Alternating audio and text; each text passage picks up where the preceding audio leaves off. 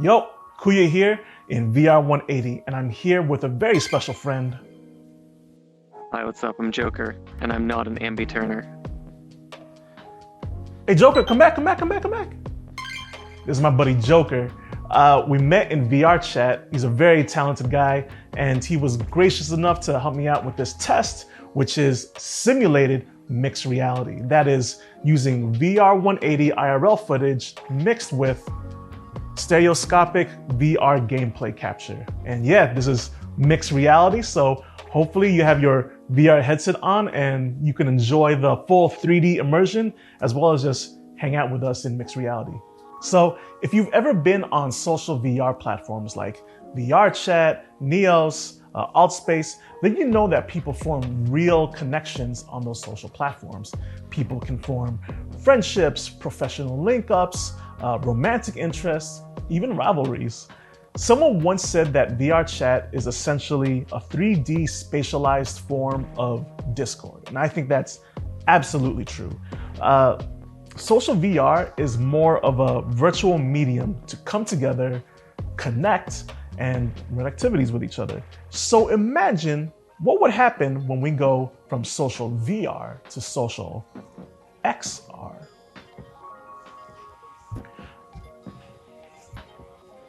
Oh, hey, I didn't see you there. XR, as in the cross between all realities: virtual, mixed, augmented, actual. Imagine a future where everyone has lightweight XR glasses and can broadcast into real spaces, like this one, and navigate them like they do in social VR. Like, I've been to a bunch of music events in VRChat, so much so that when I go to an IRL bar or venue, I miss having the VRChat audio options so I can turn up the music or turn up other people and turn down the music. I especially miss the ability to throw emojis when I'm really feeling a song, or I just want to give a friend some laughs, or pizza emojis just for fun. Social VR is laying down the groundwork for mechanics that may persist into future social XR experiences.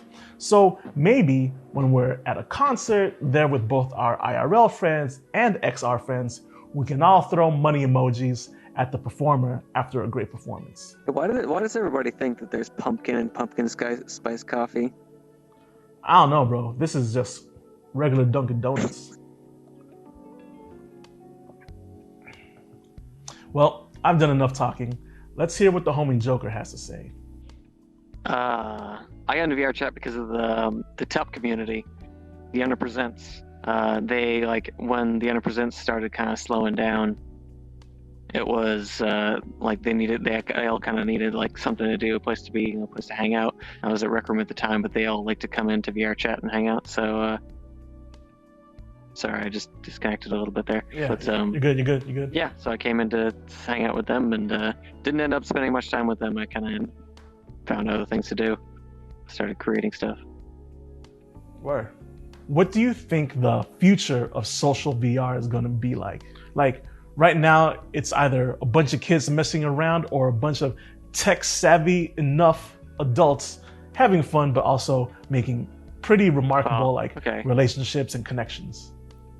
I think it's more adults. Yeah, more adults figuring it out and getting comfortable, and I think it's more things for adults to do, and like economy for stuff that they want, like the interests of adults rather than just kind of like the kind of pop culture stuff that kids are always into. Mm-hmm. I mean, I don't know why I say that, honestly, because like the future of everything is what kids want. Like that's where all the money is, selling stuff to teenagers and young people. But I don't know. I hope it's yeah.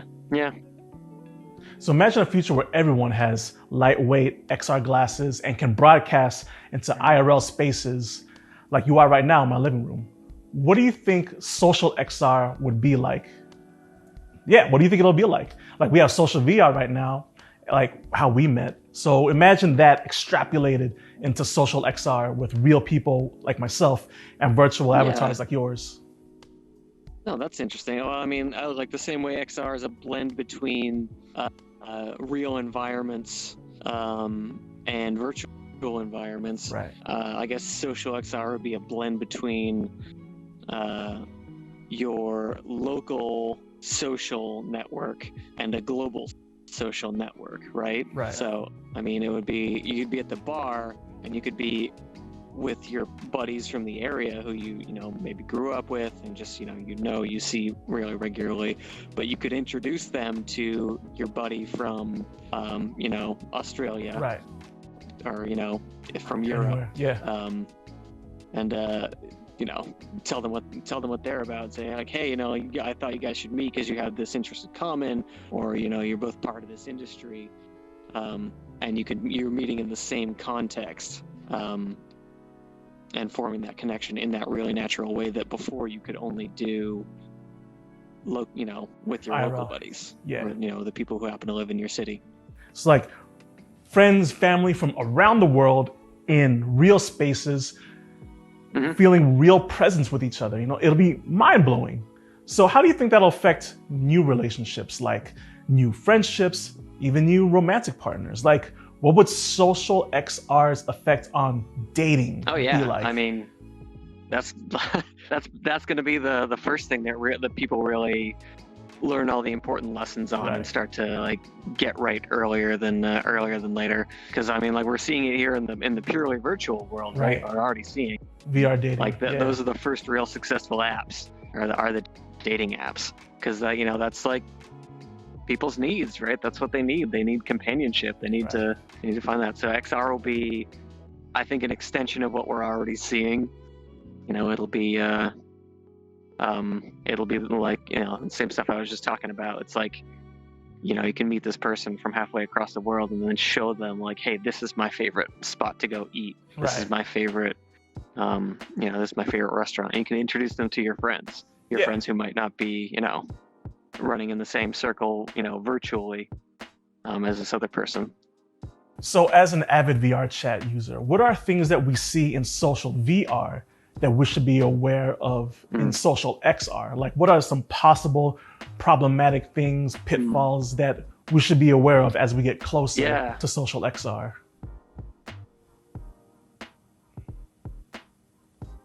I think the thing to be aware of, the things to watch out for in XR is probably just the same stuff that people really ought to be watching out for in all of tech, right? The whole idea of tech is like you're creating tools that are powerful. Like that's what technology is by definition. So the people creating those tools tend to like to retain control over those tools, which means they're retaining power. So the people creating XR technology, they want to retain power over it, which means they're retaining power over you and over your future. Word. I mean, that's the thinking big version of it. Word. And I think a big part of that is not allowing us to rely on big corporations to make all the content. Like, I have nieces right now in middle school who can code whole games or develop whole games. They're taught in middle school how to use like codeless platforms to develop whole games. Do you think the future of content creation for VR? I think it's but I think I have an answer for that, right? Because it's probably going to be the same as the web, right? So web tools, I remember back when I was in 4th grade, I took like a basic HTML class and like I kind of tinkered around a little bit, and I remember how complicated that used to be. But even then, there were tools people were putting together where you could just sort of organize, like you could visually draw out your web page rather than having to like input text to describe exactly what it was going to be. Right. So those tools will get more accessible, and that'll be good to a degree, because there's always going to be people who are discerning. Like the demand for web pages is like, you can tell a web page that was kind of tossed together by an amateur with maybe kind of powerful tools, but you can tell that apart from something that's really professional. Right. Because Shout out the Squarespace. industry is going to get is going to create standards of like appearance and behavior for content that that people are going to be able to differentiate between high quality and low quality. And yeah, that was my XR conversation with the homie Joker.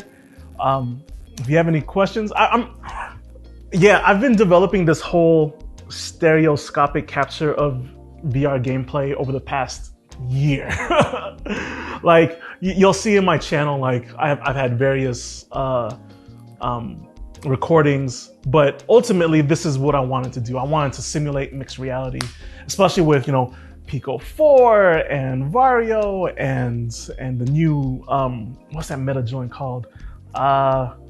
Cambria, all that. Like shout out Lynx. I helped back their Kickstarter or whatever. Like I think that XR, AR, MR is going to be mind-blowing. Like and as our tools for creation for VR and XR get easier, more widespread, it's gonna bring like a new level of immersion, interaction, communication, connectivity with each other across the world. Who knows, maybe it might be like a crazy propaganda dystopic machine, or maybe it'll bring harmony with human subcultures and kumbaya and all that shit, right? All right, guys, Kuya out.